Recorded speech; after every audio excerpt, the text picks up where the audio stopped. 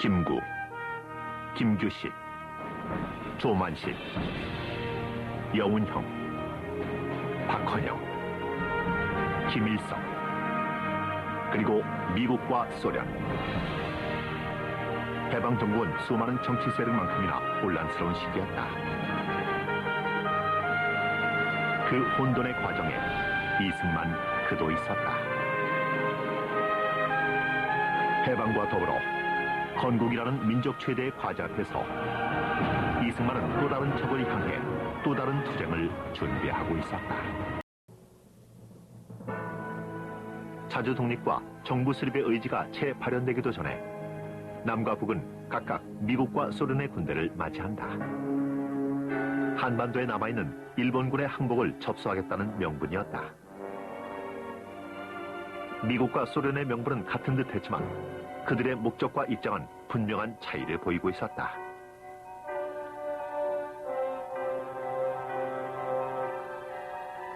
일본 항복 일주일 전 선전포고를 했던 소련은 곧바로 한반도 이북 지역을 접수해 나갔다. 3,000명의 정치 장교와 함께 극동 제1의 방명군 제25군을 앞세우고 8월 9일 경흥, 11일 웅기, 12일 나진을 점령했고 18일엔 일부 부대가 38선을 넘기도 했다.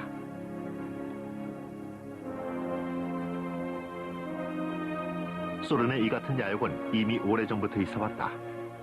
명성 황후 시해로 불안을 느끼던 고종은 1896년 2월 11일 러시아 공간에 몸을 맡기는데 이것이 이른바 아관파천이다. 이를 계기로 러시아는 조선 왕조의 보호국임을 자처하게 되고 조정의 압력을 가해 압록강 연안과 울릉도의 산림 채벌권을 비롯해 수많은 경제적 이권을 차지한다. 뿐만 아니라 러시아는 겨울에도 얼지 않는 한반도의 부동항에 눈독을 들이고 있었다. 1896년 니콜라이 2세의 재관식에서 로마노프는 부동항 확보를 외쳤고 이승만은 이것이 무엇을 의미하는지 알고 있었다. 남한에 들어온 미군의 경우는 소련과 사뭇 달랐다. 사실 미국 내에서는 일본 패망 후에 한반도에 대한 구체적 계획을 세울 여력이 없었다. 미국은 지리적 요건만을 고려 한반도에서 가장 가까운 곳에 주둔하고 있던 하지 중장이 이끄는 미 제24단을 진주시키는데 그들은 정치적 훈련과는 무관한 전투요원들이었다. 남한에 진주한 미군은 즉시 일본군 무장 해제에 많은 힘을 기울였을 뿐 구체적인 정치 계획을 갖고 있지 않았다. 북한에 진주한 소련군은 1945년 8월 25일과 26일에 걸쳐 제1극동 방명군 사령부의 지시로 38선을 무력으로 봉쇄했다. 소련군은 남북 간의 자유왕래를 막아버림으로써 단순한 분할이 아닌 한반도의 분단을 고착화시키기에 이른다.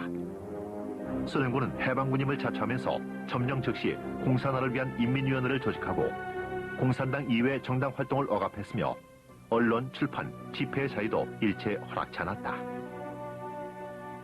이 같은 소련의 태도에 당황한 미국은 45년 9월 2일 소련의 동의를 얻어 메가도 극동사령관 일반 명령 제1호를 발표했다. 이것은 미국과 소련이 38선을 기준으로 한반도를 분할 점령해 일본군을 무장 해제시킨다는 것인데 그것이 민족 분단의 비극이 될 줄은 누구도 예측하지 못했다. 일반 명령 제1호 만주북이 38도 이북의 한국, 화태천도 열도에 있는 일본국의 선임 지휘관과 모든 육상, 해상, 항공 및 보조부대는 소비에트 극동군 총사령관에게 항복할 것. 일본 대본영 일본국 본토에 인접한 소도, 38도 이남의 한국, 필리핀 제도에 있는 일본 선임 지휘관과 모든 육상, 해상, 항공 및 보조부대는 미 합중국 태평양 육군 총사령관에게 항복할 것.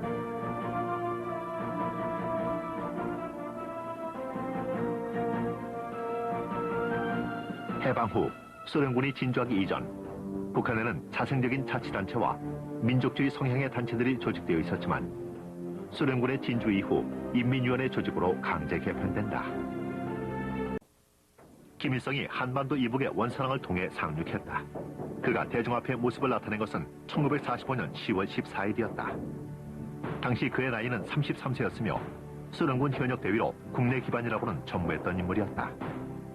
그리고 이미 그가 들어오기 이전부터 북한에서는 소련에 의해 전국적으로 인민위원회 조직이 결성돼 가고 있었다. 이런 상황이 전개되고 있을 때 이승만은 귀국을 서두른다.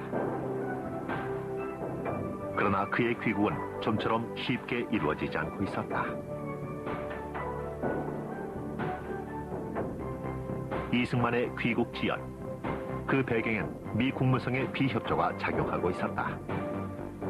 2차 대전 종전 일주일 전 미국의 요청에 따라 참전한 소련과의 국제협력 체제 하에서 이승만의 반소적 성향은 미국 국익에 도움이 되지 않는다는 것이 미 국무성의 생각이었다.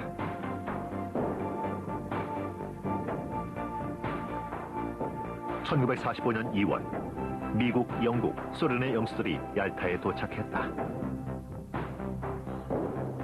루즈벨트는 재선에 성공했지만 이미 늙고 병들어 있었고, 처칠은 유럽을 소련으로부터 보호할 수 있을 거라고 생각했다.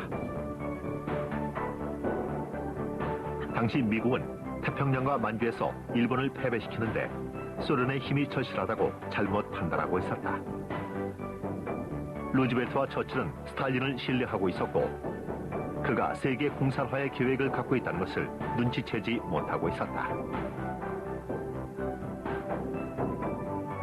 스탈린을 별도로 만난 루즈벨트는 그가 요구한 한반도에 대한 정책을 대수롭지 않게 생각했다.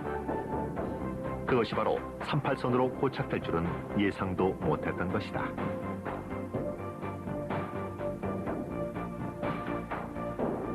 얄타 회담을 위해 미국과 영국의 수뇌들이 크림반도 얄타에 도착했다.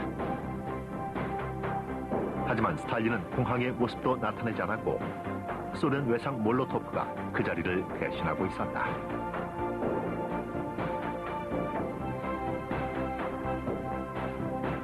얄타에서 회담이 개최되고 있을 때 이승만은 미 국무차관 그루에게 한반도의 공산 정권을 수립하려는 소련의 야욕을 좌절시키기 위해 당장 임시정부를 승리해줄 것을 촉구하고 있었다. 이승만은 한국의 공산화를 막을 수 있는 방법은 그가 줄곧 주장해온 임시정부의 승인과 총선을 통한 자주적 정부 수립뿐이라고 판단하고 있었다. 이승만은 얄타 회담 중 드러난 소련의 속셈을 소련 친구로부터 듣고 1945년 4월 샌프란시스코 국제연합 창립총회에 임시정부 대표가 참석할 수 있도록 집요하게 요구했고, 미소 협력에 의한 미국의 대한반도 정책을 강력히 비난했다. 미국으로서는 전후 국제연합과 세계 질서를 유지하는 데 연합국인 소련의 협조가 절대적으로 필요했고, 따라서 확고한 반공 사상과 반소 태도를 취하고 있는 이승만은 미국에게 큰 걸림돌로 작용했다.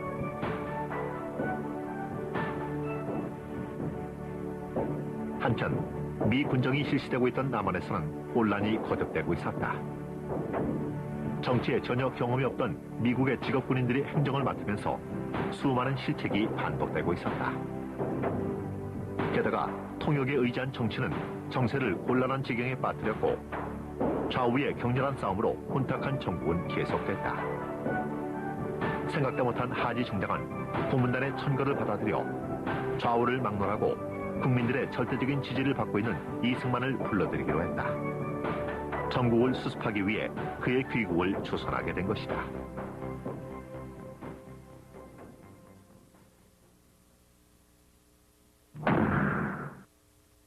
(1945년 10월 16일) 오후 5시 김포공항.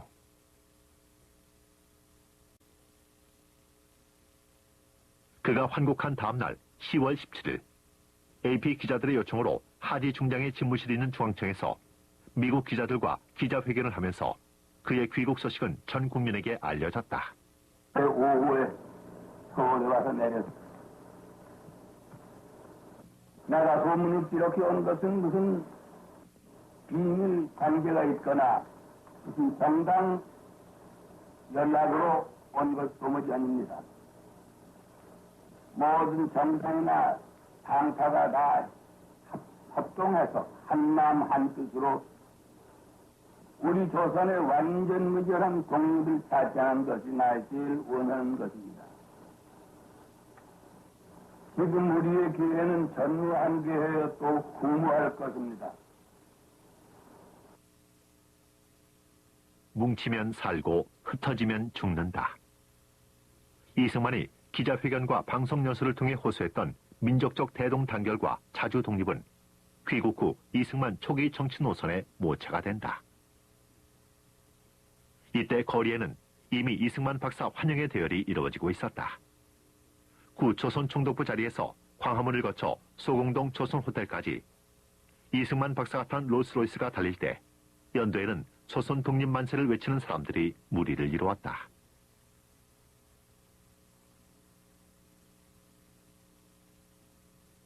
귀국 후 이승만과 프란체스카는 한국의 실정을 알기 위해 시장 등을 찾아다니며 바쁜 일과를 보냈다. 외국 여인이 없었던 당시 한복을 입은 벽안의 프란체스카가 국민들에게는 신기한 존재였다.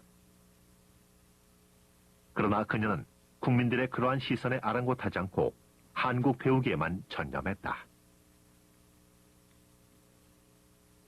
외국 생활을 오래 한 이승만으로서는 고국에 지인들이 많지 않았다. 이승만 내외는 서로를 의지하며 의족해 지냈고 프란체스카는 낯선 이국 땅에서 이승만을 빈틈없이 챙기며 내조에 만전을 기했다. 이승만은 되도록 빠른 시일 안에 상해에 대한민국 임시정부의 법통을 잇는 민주적인 조선인에 의한 조선인을 위한 독립된 정부를 만들어야 된다고 기회 있을 때마다 강조했다. 이러한 주장을 국민에게 알리기 위해 이승만은 10월 21일 오후 7시 20분 서울중앙방송국 마이크 앞에 앉아 연설했다. 이 연설에서 공산주의도 채용할 점이 있다면 받아들일 것이지만 무책임한 파괴와 선동은 받아들일 수 없다. 그리고 모두 국채를 위해 대동단결하자라는 내용이었다. 공산주의도 받아들일 수 있다는 진정한 의미와 당시 이승만 박사의 정치적 사상은 무엇인가? 이승만은 대통합 차원에서 특정 정당의 지도자로 취임하는 것을 사양했다. 그가 귀국하기 전 많은 정치 세력들이 이승만을 영수로 추대했고 좌익의 여운형과 박헌영이 조직한 조선인민공화국도 이승만을 주석으로 추대하고 있었다.